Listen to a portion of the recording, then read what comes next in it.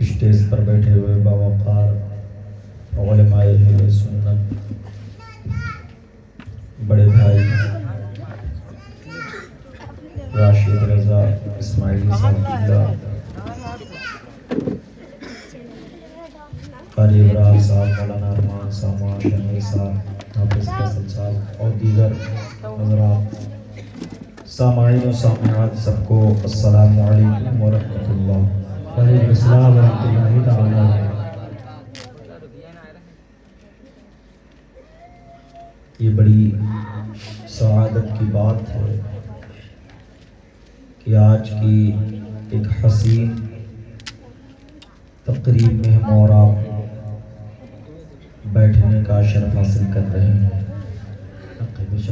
یا تو ریحان بھائی کے یہاں عقیقے کے موقع پر محفل پاک کا انعقاد ہوا تھا، یا تو آج یہ میری اپنی جانکاری کے مطابق پہلی شادی ہے جس میں ڈی جے سے، خرافات سے، حرام کاری سے پاک کر کے اس میں اللہ اور اس کے رسول کا ذکر کرنے کے لیے ہم اور آپ اکٹھا ہوئے ہیں۔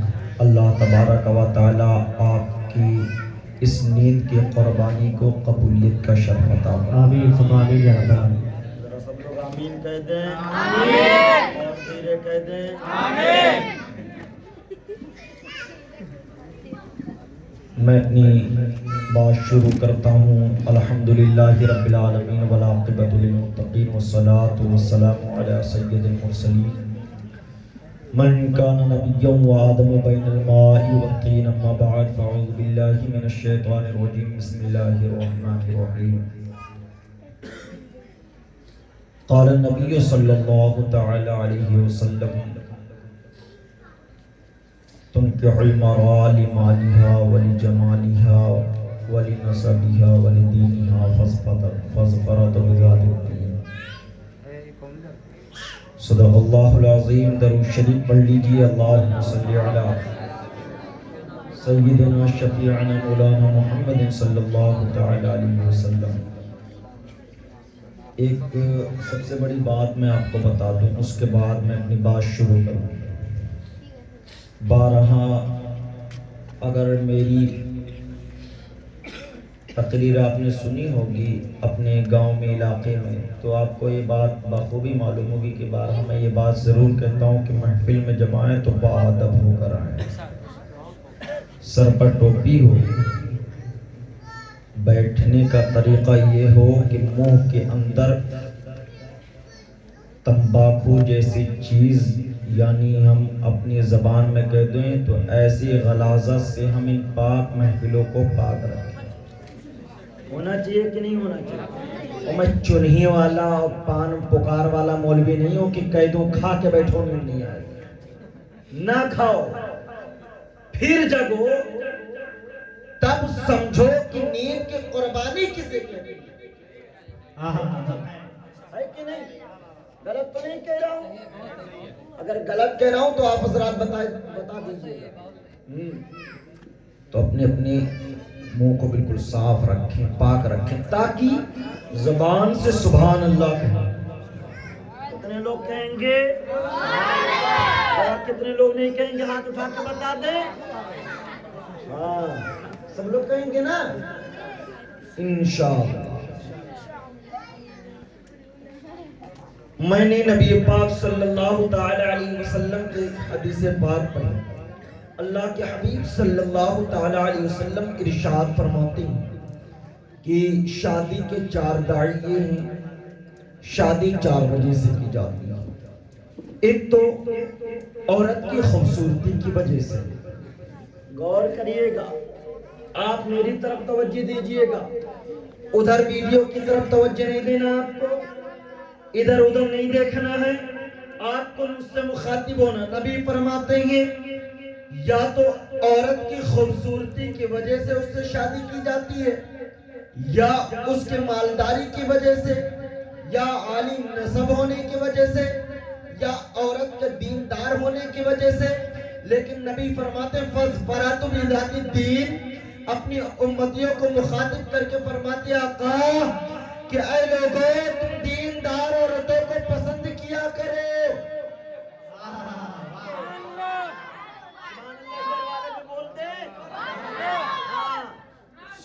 اللہ بولتے رہنا ہے آپ کو, بار بار دھکا نہیں دوں گا. اب سبحان اللہ آپ کا بولنا کام ہے. میرا جو معاملہ ہے وہ آپ کو صرف اتنا بتانا مقصد ہے کہ ان پاک محفلوں کا مقصد کیا ہوتا ہے. ان پاک محفلوں کا مقصد یہ ہوتا ہے, شادی کے موقع پر محفل سجائی گئی, بتانا مقصد یہ ہے کہ ان مبارک راتوں کو, ان راتوں کو تم اپنی حسین بناؤ تو نبی کا ذکر کر کے بناؤ, نبی کی تعریف کر کے بناؤ, نبی کی توصیف کر کے بناؤ.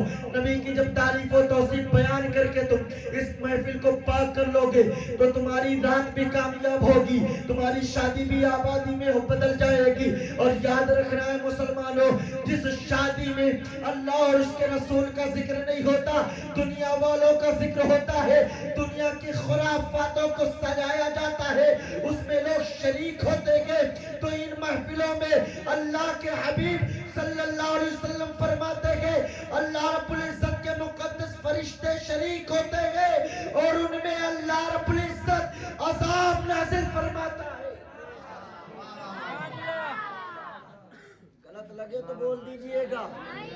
ہاں, شادی کے موقع پر ڈی جے بجا لینا, ہزار روپے کے نوٹ کو لٹا دینا, یہ مردائی نہیں ہے, اسے امیری نہیں کہتے ہیں, اسے امیری نہیں کہتے.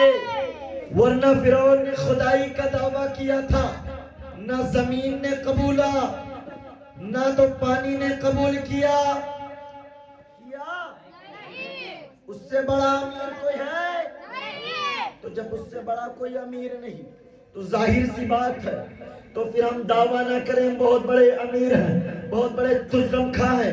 صاحب اقبال کہتا تم مرزا بھی ہو, تم خاں بھی ہو, تم شیخ بھی ہو, تم سید بھی ہو, تم افغان بھی ہو, یہ بتاؤ کیا تم مسلمان بھی ہو؟ تم سب کچھ ہو, سب کچھ بن جاؤ, لیکن پہلے یاد رکھنا مسلمان بننا ہوگا. اور مسلمان میں صرف یہ بن کر کے یہ نہیں دکھانا ہے کہ بڑے بڑے جلسے کرنے تو یہ کامیابی کی دلیل ہے. نہیں, جلسے کریں تو پاک جلسے کرنے کا انتظام ہے, خود پاک ہو کر محفلوں میں شریک ہوں, با ادب شریک ہوں, تو اس کا ثواب ملے گا. ہے کہ نہیں؟ میری آواز جہاں تک بھی پہنچ رہی ہے, میں ان تمام حضرات سے گزارش کرتا ہوں کہ وہ حضرات اپنی اپنی ضروریات سے فارغ ہو کر تھوڑی دیر کے لیے اس محفل پاک میں آئیں تاکہ انہیں بھی اس کا ثواب مل جائے. مسجد کے قریب رہنے والے حضرات مسجد سے اتنے دور ہوتے ہیں کہ اب اللہ, باقی آپ حضرات جانتے ہی ہیں, آپ کو بتانے کی ضرورت نہیں, لہذا نماز کی بھی ہمیں پابندی کرنی. میں عرض کر رہا تھا کہ شادی کے موقع پر ہمیں تمام خرافات سے دور رہنا ہے اور دور رہیں گے. شادی کریں گے تو ایسی کریں گے. اب آپ بتائیں شادی کرنے کی وجہ کیا ہے؟ نبی فرماتے ہیں تم اپنی بچی, جب تمہاری بچی چھوٹی ہو تو اسے تم, نبی پاک صلی اللہ علیہ وسلم ارشاد فرماتے دین کی تعلیم دے دو.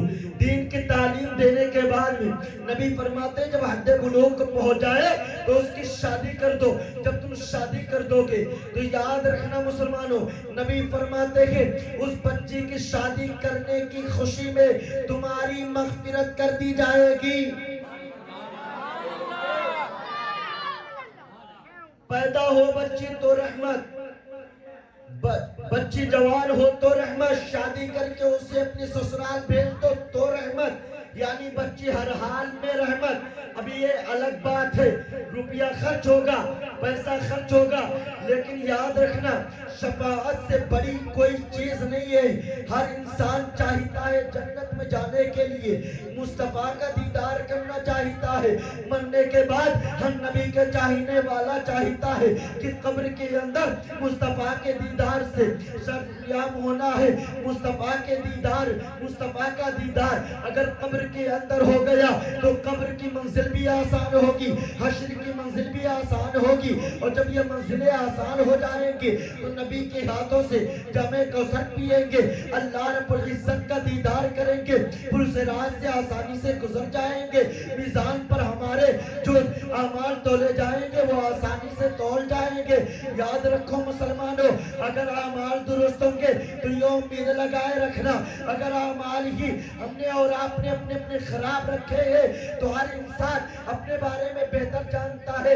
اپنے گریبان کو کھول کر دیکھے کہ ہمارے اور آپ کی گریبان میں ہے کیا, ہمارے گریبان میں کتنے داغ ہیں, کتنے چھید ہیں, ہر انسان خود جانتا ہے, دوسرے کو بتانے کی ضرورت نہیں. لہذا اسی وجہ سے میں بارہا کہا کرتا ہوں, نمازیں بھی پڑھنی ہے, نیک اعمال بھی کرنے کے, لوگوں کی اصلاح بھی کرنی ہے, خود کی اصلاح بھی کرنی ہے. اور جب یہ کریں گے تو یاد رکھو مسلمانوں, اسی کو تو دین کہا جاتا ہے, اسی کو تو مذہب اسلام کہا جاتا ہے. بہت خوب سبحان اللہ سبحان اللہ. لہذا آپ حضرات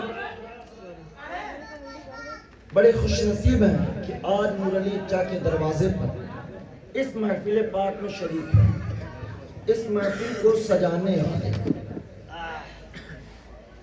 کی وجہ سے.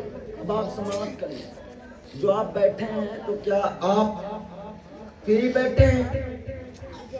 آپ کو ثواب ملے گا یا نہیں ملے گا؟ حدیث پاک سماعت کرتے چلے. فرمایا گیا, نبی پاک صلی اللہ علیہ وسلم فرماتے ہیں, جس نے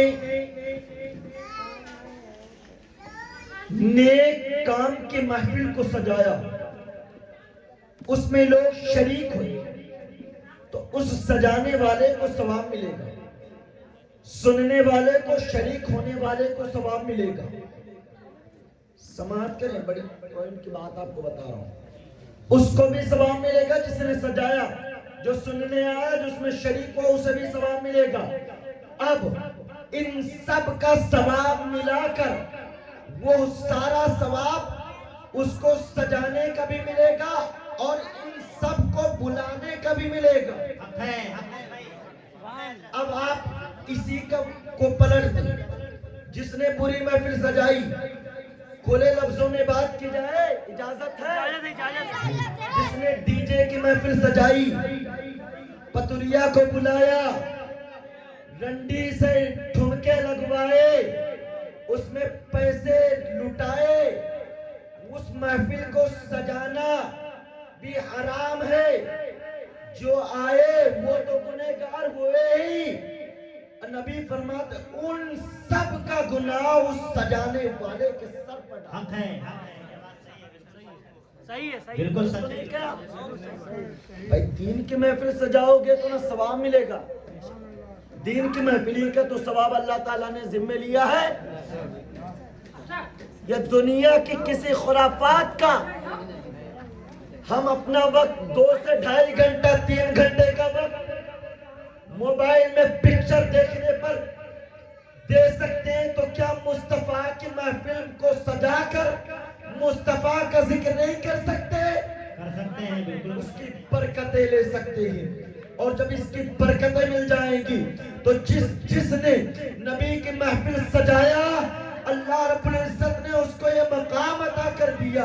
ابو لہب نے صرف نبی پاک صلی اللہ علیہ وسلم کے بارے میں سنا, عبداللہ کے گھر آمینہ کی گود میں ایک بچہ پیدا ہوا ہے جس کا نام محمد رکھا گیا ہے. اللہ اکبر. اور اس کی خبر دینے والی لونڈی یعنی غلام سویبہ کو آزاد کر دیتا ہے. آزاد کرنا ہوتا ہے کہ نبی پاک صلی اللہ علیہ وسلم کا پروردگار, اس کی رحمت جوش میں آتی ہے. اور جب یہ مرتا ہے, قبر میں پہنچتا ہے, اس کے کچھ دنوں کے بعد میں پھر گھر والے دیکھتے ہیں خواب میں, پوچھتے تیرا حال کیا ہے, تو اپنا حال بتا دے.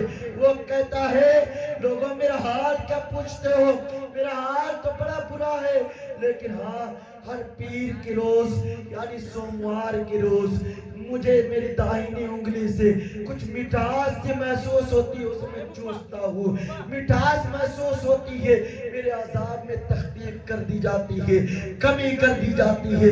یہ کیا بڑی بات ہے صاحب. وہ سڑا ہوا بدبودار کافر اگر وہ مرے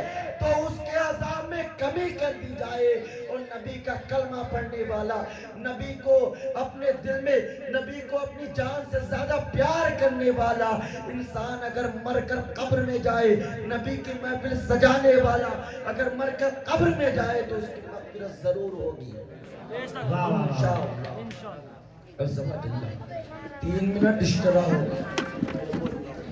لہذا میرے بولنے میں جو غلطیاں ہوئی اللہ تبارک و تعالیٰ ان تمام غلطیوں کو معاف فرمائے. میرے فوراً بعد انشاءاللہ مولانا ارمان صاحب آپ کے سماعتوں کے حوالے ہوں گے اور آپ حضرات انہیں سماعت کریں گے انشاءاللہ. بس یہ سمجھ لیجئے ان محفلوں کو ہمیں پاک رکھنا ہے. اب ذرا اکٹھا ہو جائیں, اکٹھا ہو جائیں. امین بھائی ادھر آؤ.